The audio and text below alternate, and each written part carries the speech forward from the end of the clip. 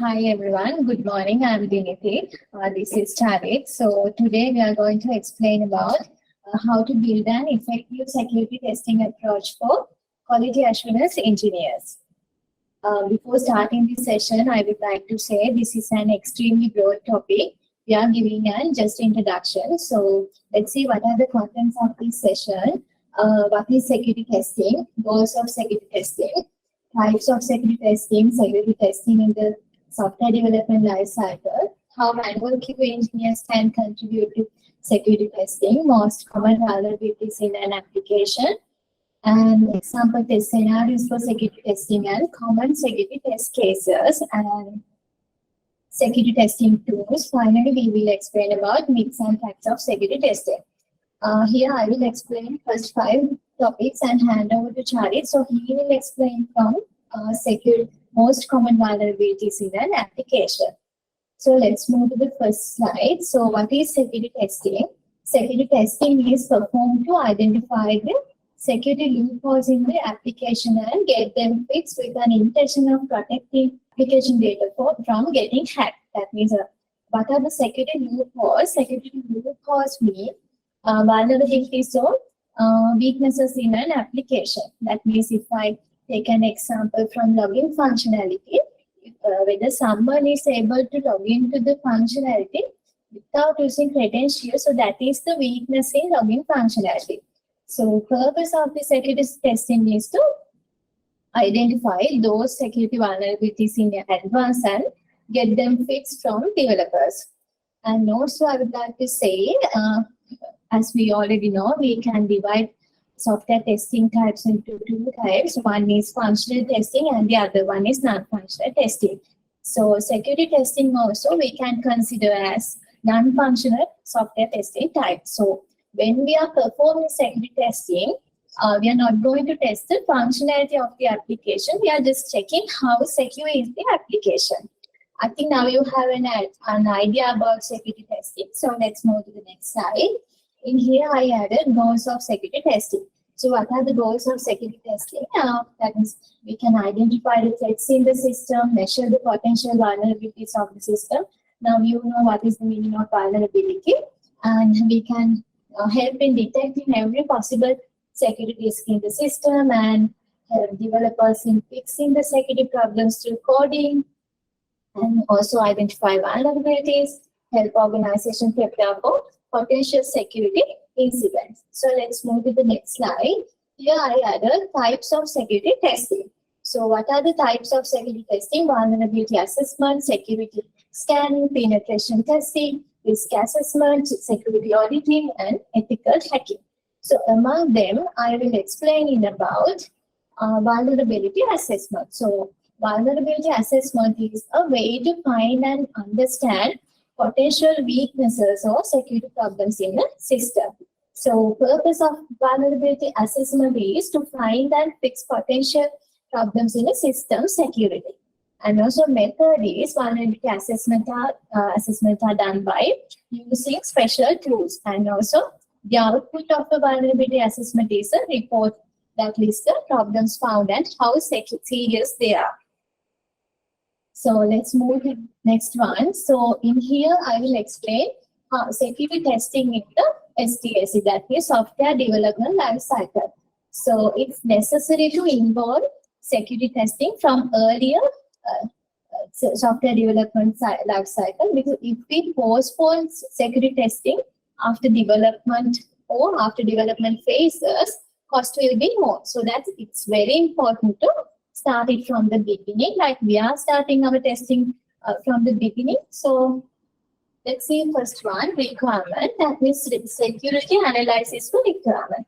That means in this phase, security experts analyzing the requirements to identify potential security vulnerabilities in and then they define requirements and constraints.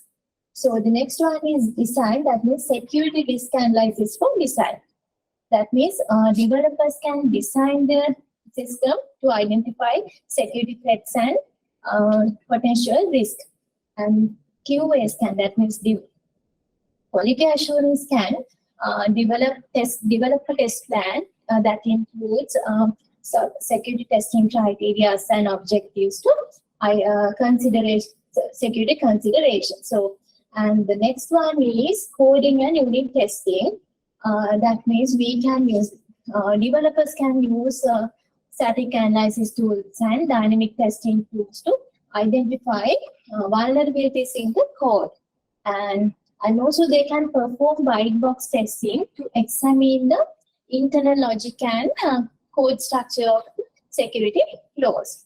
And the next one is integration testing. That means we can, in integration testing phase, we can perform black box testing. That means test the integrated components of the system without knowing its internal structure.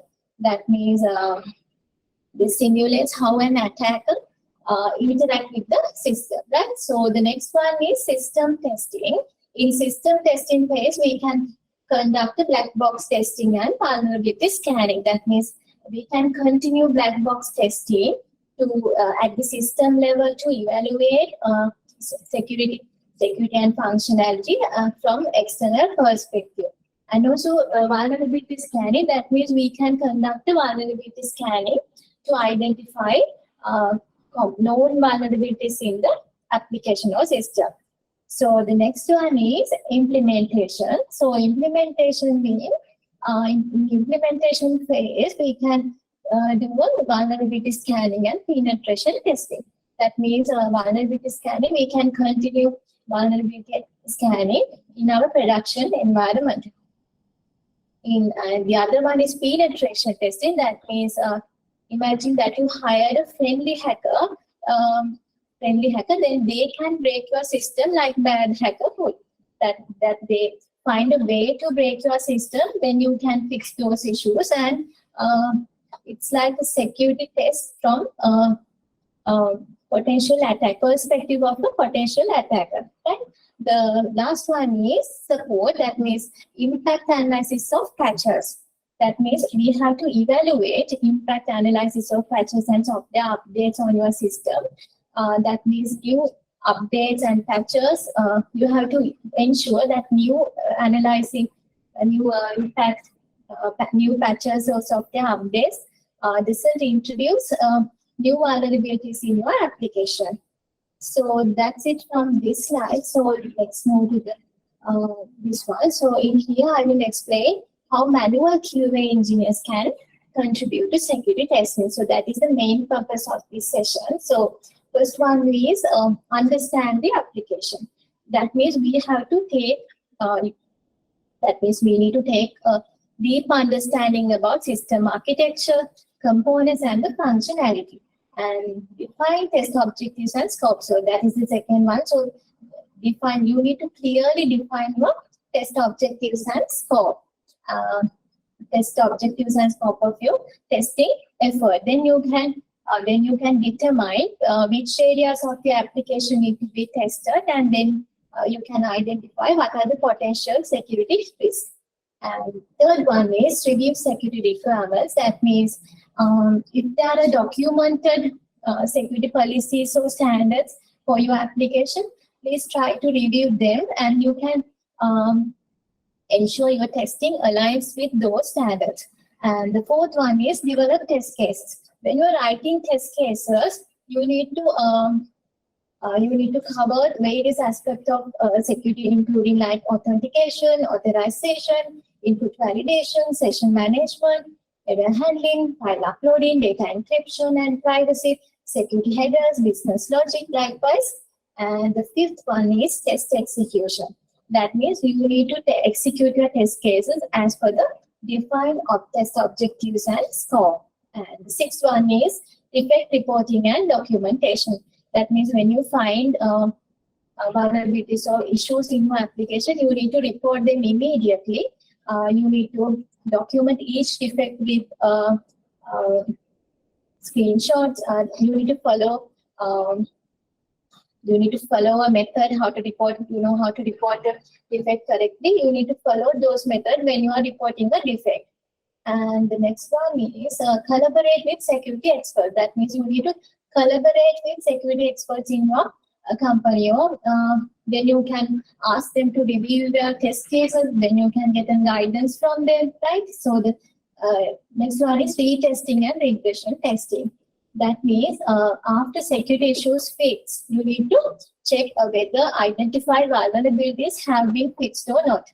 Then you can do a retesting, and then additionally you can do a regression testing to ensure that new fixes doesn't introduce new bugs in your application. And the last one is continuous learning and improvement. Stay up to date with latest security threats and testing techniques and continuously improve your skills and knowledge. So that's it from my end. So I will hand over to Charith. Thank you, Dinithi. Now I'm going to talk about most common vulnerabilities in an applications. They are SQL injection, input validation issues, security misconfigurations, cross-site scripting, and cross-site request forgery. So here I'm explaining how manual QA can do following things. In SQL injection, as we all know, many applications use SQL to manage communications with the database. SQL vulnerabilities allow attackers to insert malicious SQL commands to accelerate, modify, or delete data. Some hackers use SQL to gain root access to the target system. For that, we can test input fields, especially those used in database queries for SQL injection vulnerabilities, and we can enter malicious SQL statement to see if you can retrieve or modify sensitive data. Our second one is input validation issues. In here, testers should check whether the application properly validates user inputs, including from form fields, URL parameters, and file uploads. Look for opportunities to inject malicious code or unexpected input. Third one is security misconfiguration.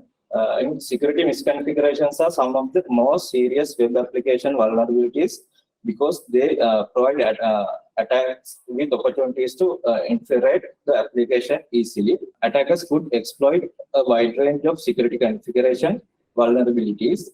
These include unchanged default configurations, data stored in cloud, ad hoc or incomplete configuration, plain text error messages containing sensitive information. So that we can examine the application configuration settings such as access control list, file permissions, and default credentials. Misconfiguration can lead to security vulnerabilities. Last one is cross-site scripting. In cross-site scripting, attackers often carry out XSS attacks by injecting code into input fields that the target page runs when visitors view the page. An XSS attack can expose user data without indicating a compromise impacting business reputation in the long run. Attackers can steal any sensitive data set to the affected app and the users may remain in oblivious. These are the few example test scenarios for security testing. Their password should be in encrypted format. Application or system should not allow invalid users. Check cookies and session time for application. For financial sites, the browser back button should not work. In here, I will explain common security test cases for security testing. For authentication and authorization testing, we can use password policy enforcement as a scenario and verify that the application enforces strong password policies as a test case. And data protection testing, we can use data encryption as a scenario and verify that sensitive data such as password and payment information is stored and transmitted securely using encryption protocols as a test case. For an example, for error handling and information leakage testing, we can use error messages as a scenario and ensure that error messages do not reveal sensitive information about the application's structure or data as a test case. I hope everyone can see my screen. In here, you can see common security test case manual. In here, I explain some test case descriptions for security test cases. Verify internet protocol, verify whether we can directly access bookmarked web pages without logging to the system, verify the existence of the password policy, verify that the user ID and password cannot be the same. These type of test cases we can use project for security testing. I suggest you to use this test case manual for testing your projects. Now I'm going to talk about the security testing tools in quality assurance. We can use some security testing tools, Kunetics, Intruder, OZER, Wireshark, W3AF as a tools. Now, this is our last slide. Myths and facts of security testing. In here, there are 4 myths and facts. First one is we don't need a security policy as we have a small business. For that, fact is everyone and every company need a security policy. Some companies think they have a small business, then they don't need a security policy. But it's not. Is it a small company or large company? Every company needs a security policy. Our second myth is there is no return on investment in security testing. For that fact is security testing can point out areas for improvement that can improve efficiency and reduce downtime, enabling maximum throughput. Some companies think they don't need the security testing because that investment cannot return. But no, every company needs investment for security testing. Third one is only way to secure is unplug it. For that fact is the only and the best way to secure an organization is to find perfect security. Can be achieved by performing a posture assessment and compare with business, legal and industry justification. Last one is the internet isn't safe. Will purchase software or hardware to safeguard the system and save the business. One of the biggest for that fact is one of the biggest problem is to purchase software and hardware for security. Instead, the organization should understand security first and then apply it. Yeah, that's it. Thank you.